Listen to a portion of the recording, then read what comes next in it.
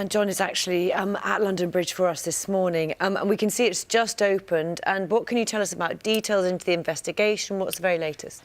Thank you very much. Well, the London Bridge attacks also dominated the latest election debate, which was held on ITV last night. Representatives from 7 political parties answered questions from the audience. Neither Boris Johnson nor Jeremy Corbyn took part. Let's speak to... Almost like watching a computer game. It's just ridiculous. They have like planes flying over. Wow. You know, it's crazily busy. And obviously Lewis Hamilton delighted with the result yesterday. Excellent. I had... Go on. You don't... Go on. What? No, I was going to say, I had one of those nights last night. Oh. Do you know when... Right. Go on. I don't know what kind of night. I'm intrigued. Do you know when I thought my alarm went off?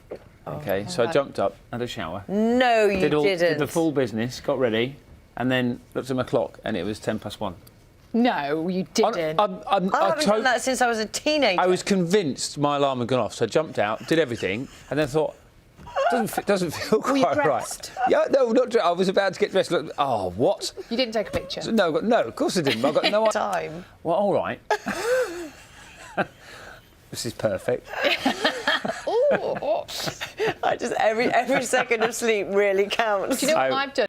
All that a little bit later, but first let's remind you of the morning's main news. And as London Bridge reopens this morning, a service to celebrate the lives of the 2 young victims killed in that attack is due to take place later on today. Our very own Tim Muffet is at London Bridge for that. And on the programme this morning, we're going to be speaking later to the Chief Executive of Fishmongers Hall. Yes. Talking to us about those members of staff who tried to stop the terrorists from going any further and killing any more or injuring any more people, and the extraordinary bravery that they showed. And will also be... And also bravery inside the hall as well, from so many members of staff and members of the public as well. The thing that struck me as well is quick thinking. I mean, in that sort of pressure situation, I know you're sometimes trained to know what to do, but when it actually happens, to have the presence of mind and the quick thinking to go through those procedures and to stop other people from being hurt or, really seriously injured, I think is just truly incredible. So we'll be paying tribute to some of those people this morning as well.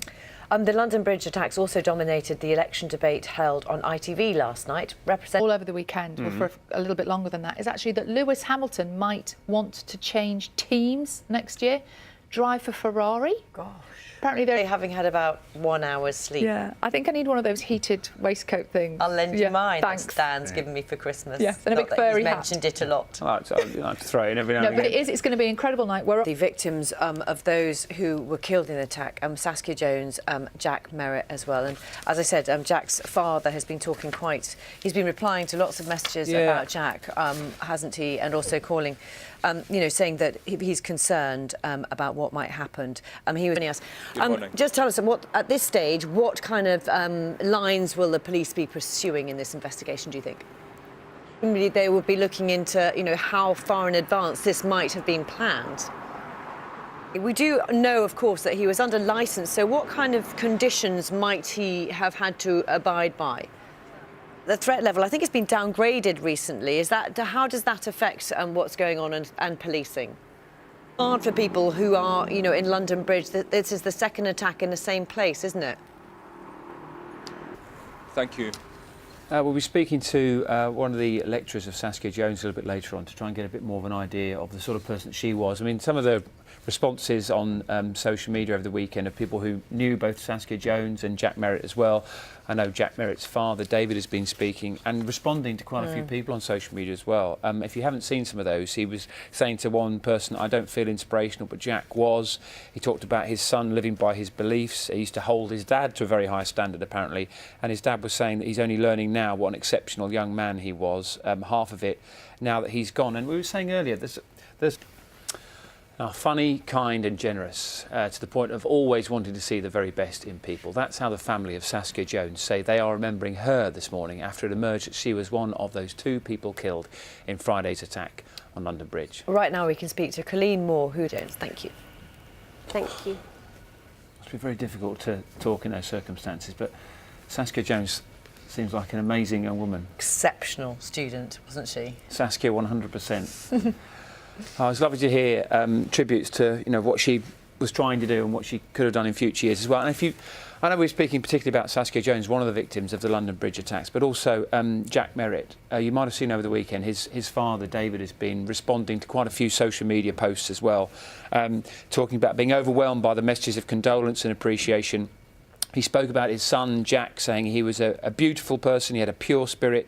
He said, I don't feel inspirational, but Jack was. And he was talking about some of the things that Jack was standing up for, because obviously Jack was very heavily involved in prisoner rehabilitation. That's why he was at that conference, looking after people like Usman Khan, who eventually killed him, of course. He said, Jack lived by his beliefs. He held me to a high standard. He was an exceptional young man, and I'm only finding out now the half of it. Now he's gone. There's some amazingly powerful tributes from members of the family and friends of those who knew both Saskia Jones and Jack Merritt as well. It's time now to get the news, the travel and the weather, wherever you are. And I think, are we going to look outside? No, thank you very much for the moment. Thank you. Well, the London Bridge attacks also dominated the latest election debate, which was held on ITV last night. Representatives from 7 political parties answered questions from the audience. Neither Boris Johnson nor Jeremy Corbyn took part. Let's hear from you and from Amir as well, and to hear some of those people on their way to work this morning. Absolutely, you can see. Thank you very much. You're welcome. Thank you. Hundreds of thousands of commuters faced 27 days of chaos as unions launched the longest strike and some significant disruption. Let's find out what the weather's going to be like. Matt's had some beautiful pictures for us throughout the morning. Oh, he's got another one. Good morning. We're doing well. So when you were giving me the terms and conditions earlier, sorry about I'm sure we'll feature. So as we say, this goes out tonight. Let's also talk about the fact that since the interview, the Newsnight interview, the now kind of infamous interview, he's now stood back, hasn't he, from public duties. How much does that sort of take pressure off the royal family? Yeah. Thank you very much for your time this morning. Thank you.